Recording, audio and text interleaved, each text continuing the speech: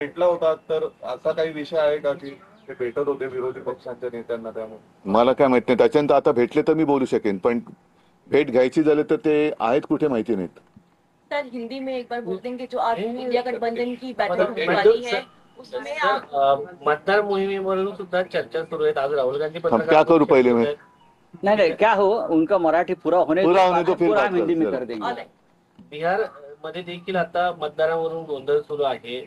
दररोज आंदोलन होत आहे, संसद सुरू नाहीये, तर त्यावरती तुमची भूमिका काय? बघा, आता मग मी याला तुमच्या प्रश्नाला धरून उद्याचा पण प्रश्न घेतो। एकूणच आता या निवडणुका प्रत्येक राज्याच्या त्यांच्या त्यांच्या वेळेप्रमाणे होणार। मग बिहार होईल, उत्तर प्रदेश होईल, दरम्यान महाराष्ट्राच्या स्थानिक स्वराज्य संस्था होतील।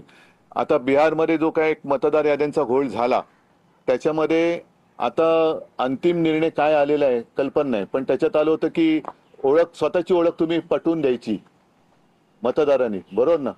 म्हणजेच याचा अर्थ देशात अघोषित एनआरसी लागू झालाय का या विषयावरती पण आपण बघितलं पाहिजे। कारण जेव्हा एक सीए आणि एनआरसी विषय गाजला होता, दिल्लीमध्येच त्याच्यावरनं रान पेटलं होतं, अनेक ठिकाणी त्याच्या विरुद्ध आंदोलनं झाली होती, विशेषतः आसाममध्ये एनआरसीच्या विरुद्ध आंदोलन झालं होतं।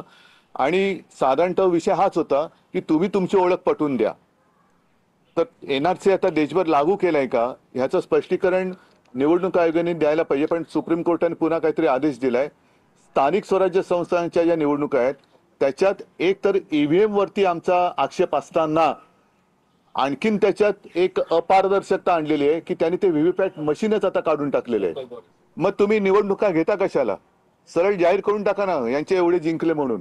आम्हाला एकतर आमचं म्हणजे मतदाराला त्याचं मत जाते कुठे हे शेवटपर्यंत कळलं पाहिजे। ते ईव्हीएम मध्ये कळत नाहीये, कारण बटन दाबलं जातंय, दिवा लागतोय, आवाज येतोय, ती रिसीट दिसते, पण ती रिसीट नंतर एकूण सगळ्या रिसीट काय मोजल्या जात नाहीत। आणि मत रजिस्टर कुठे होते आतमध्ये, रजिस्टर कसं होतंय ते कळत नाहीत।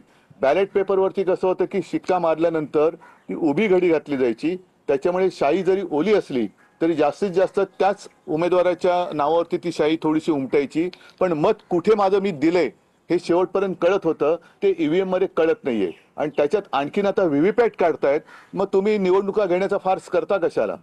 निवडणुका न घेता सरळ घोषणा करून टाका ना। सर तुम्ही